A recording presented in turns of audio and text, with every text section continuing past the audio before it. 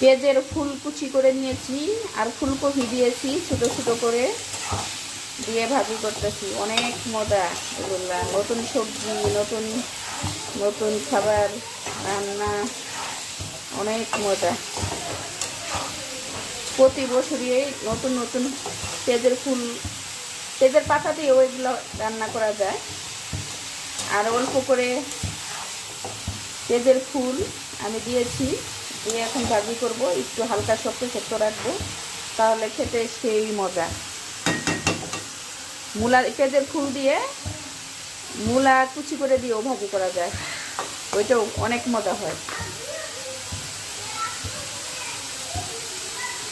পেঁয়াজের ফুল দিয়ে, তারপরে ফুলকপি দিয়ে কে ভাজি পছন্দ করেন কমেন্ট করে আমাকে জানাবেন। আমার পাশে থাকবেন। আল্লাহ হাফেজ।